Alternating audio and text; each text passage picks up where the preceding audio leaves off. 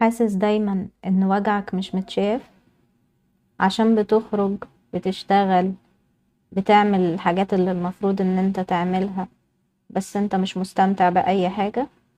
كل يوم حرب نفسية علشان تقوم من السرير. مش قادر تتعامل مع الحاجات اللي انت كنت بتعملها كل يوم قبل كده عادي.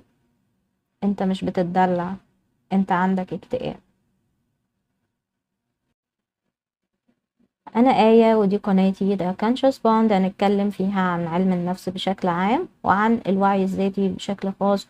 والنهاردة أنا جاية أكلمكم عن الاكتئاب. أنا وناس كتير حواليا بنمر بفترات من الاكتئاب اللي محدش حوالينا أو اللي عايش معانا في البيت بيبقى عارف عنها حاجة. احيانا تحس ان انت مش لازم الاكتئاب يجي على شكل ان انت واحد حزين او منقطع عن الناس، او مش عايز ان انت تتكلم، او مش عايز تضحك، او مش عايز تتعامل. لا، الاكتئاب بيجي بصور تانية احيانا، زي ان انت بتقوم عادي بس بتحارب جوه نفسك علشان تقوم. بتعمل الحاجة بس مش حاسس بأي استمتاع بالحاجات اللي انت كنت بتستمتع بيها قبل كده. آه، تحس ان انت اي حاجة صغيرة ممكن تأثر عليك. يعني دايما يحصل مع الستات ان هي مثلا لو هي في وقت عندها في اكتئاب، لو الإبرة شكتها ممكن تعيط.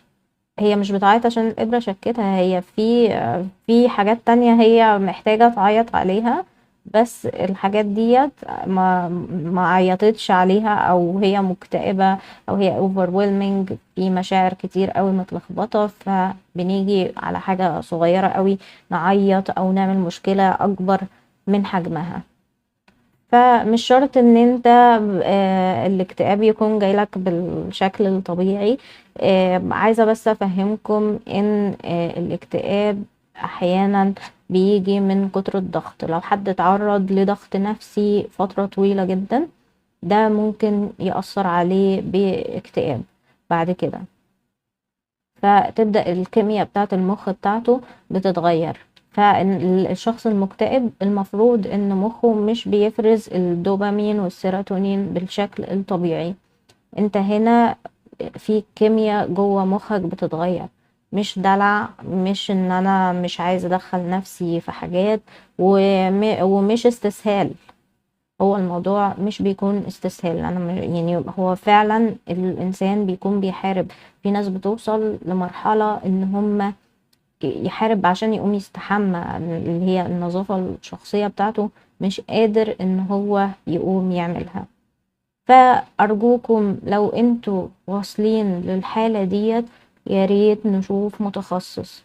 الجو بتاع بقى كل واحد دكتور نفسه، وانت لازم تقوم نفسك من السرير، والتحفيز الذاتي والتنمية البشرية مش هتشتغل معاك في الوقت ده، لان انت فعلا مخك مش شغال بالطريقة العادية اللي الناس التانية مخهم شغال بيها. وتيجي بقى تسمع لك كلمتين: ما انت اصلا بتدلعي، انت اصلا يعني انت ايه في ايه في حياتك عشان تكتئبي. هذه النوعية من الكلام اللي غالبا كل الناس اللي عندهم اكتئاب بيكونوا سمعوه من اهلهم، من اصحابهم، من اي حد حواليهم. ف يعني انتوا مش غلط، ولما تحس ان انت محتاج مساعدة، روح اطلب المساعدة. ما تستناش confirmation من الناس اللي حواليك. في ناس كتير ما عندهاش وعي، في ناس كتير ما يعرفوش عن الأمراض النفسية. وفي ناس كتير هيجي يقولك: طب ادخل صلي وادعي ربنا. أكيد طبعا صلي وادعي ربنا، لكن انت محتاج تدخل طبي، محتاج تدخل من حد متخصص. بس يا ريت لو انت هنوصل، يعني نروح الاول لدكتور، مش ممكن لو انا هروح للايف كوتش او هروح ل كونسلر، ممكن ان انا اروح وهو يرشدني ان انا اروح لدكتور. بس يفضل ان انت الاول تروح لحد طبيب، يعني طبيب نفسية وعصبية مثلا، بعد كده هو بيحولك على الكونسلنج، بس عشان الجزئية بتاعة الميديكيشن او الدواء يكون المتابع فيها طبيب حقيقي، مش مجرد يعني مش مجرد سايكولوجيست. تمام. ف انا ده كنت عايزة اتكلم فيه النهاردة. انا شخص اتعرضت لفترات طويلة من الاكتئاب، وفاهمة كويس يعني ايه ان الانسان يبقى عايز يعمل حاجات كتير قوي، بس فعلا هو مش قادر يعمل الحاجات دي. مخه مش بيستجيب معاه ان هو يقوم ويعمل الحاجة. بيبقى هو عايز يعملها بس مش قادر انه يعملها. فياريت دي تكون حتى ولو توعية بسيطة قوي. لو في حد حواليك حسيت ان هو بيعدي باكتئاب، ساعده وانصحه انه يروح لطبيب. حاول ان انت يعني ما تخليهوش لوحده كتير، او ان انت تساعده بشكل طبعا من غير ما تكون بتتدخل او بتقحم نفسك في الموضوع، او ان انت تقوله كلام تحفيزي. الكلام التحفيزي مش هيقومه خالص. ف بنفضل جنبهم، بننصحهم، بنروح معاهم مثلا للدكتور، بنحاول ان احنا نسمعهم لما يكونوا عايزين يتكلموا. ودي اقصى حاجة تقدر تقدمها لحد عنده اكتئاب. لكن اللي هيساعده حقيقي هو انه يروح لطبيب. فاحنا كمجتمع لسه ما عندناش وعي نفسي كفاية. فارجوكم نقرأ عن الموضوع اكتر. لما حد يحس ان هو في حاجة في حياته مش طبيعية، او ان انت كنت طول حياتك ماشي مثلا بروتين معين او بشكل معين، وبعدين فجأة لقيت ده كله بيقع منك، يبقى انت كده مش كويس. يبقى تبدأ تفهم ان في حاجة محتاج ان انا ابص عليها هنا، في حاجة محتاجة تتصلح هنا. فأبدأ ان انا احاول ادور على طريق يرجعني تاني. طيب لو انا شخص شايف ان انا مثلا عندي اكتئاب خفيف، هل في حاجات تقدر تساعدني؟ في حاجات تقدر تساعدك. زي ان انت تطلع تتمشى، او تلعب رياضة خفيفة، او ان انت تشوف ايه هي الحاجات اللي بتحسن من مودك. لو مثلا بتحب القراءة، حاول ان انت تشتري مثلا كتاب جديد يحفزك ان انت ترجع تقرأ تاني.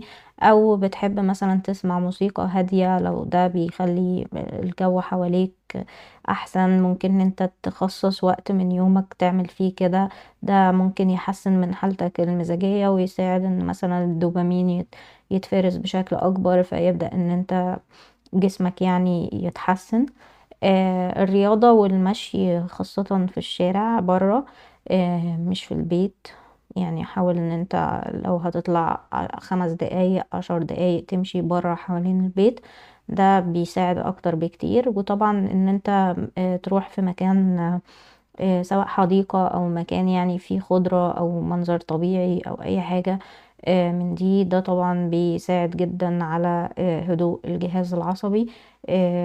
لما تكون بتتمشى حاول ان انت تتمشى بالراحة. انا مش بقول هنا ان انت تروح تلعب رياضة قاسية، او تروح بقى تحمل اثقال وكده. لو حاسس ان انت مش مستعد اصلا للحاجات دي، مش ده هو المطلوب. المطلوب ان انت تعمل حاجة تريح جهازك العصبي، زي ان انت تسمع موسيقى، زي ان انت تقرأ حاجة، زي ان انت تطلع تتمشى، زي ان انت تاخد دش سخن دافي يعني.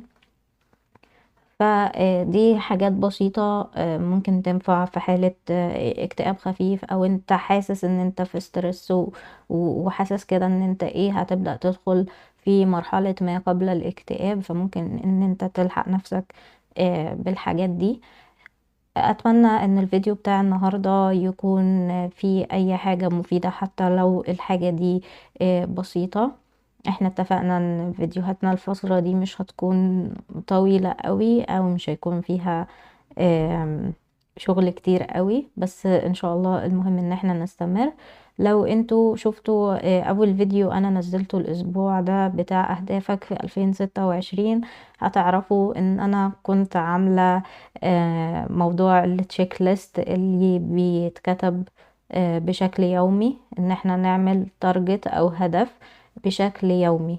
فكل يوم انا بحدد مثلا 4 أو 5 حاجات اعملهم وبس، ومليش دعوة ببكرة ومليش دعوة بامبارح. انا جاي اقول لكم بعد 5 ايام ان الموضوع نجح الحمد لله، واني خلصت الليست بتاعتي ال4 ايام اللي فاتوا. لسه الليست بتاع النهاردة شغالة عليها وان شاء الله اخلصها. واكيد لو قدرت ان انا اكمل في الموضوع ده على فترات طويلة المدى، هرجع بفيديو كبير هنشرح فيه كل حاجة. هقول لكم ازاي تحطوا اهداف، يعني اهداف صغيرة كل يوم وتقدروا تمشوا عليها وتحققوها لو انتوا عندكم صعوبة في المشي على روتين او تحديد الاهداف. بس لازم اجرب الحاجة على نفسي الاول واتأكد ان هي شغالة فعلا، وبعد كده هديلكم كل المعلومات. اشوفكم على خير في فيديو جديد. مع السلامة.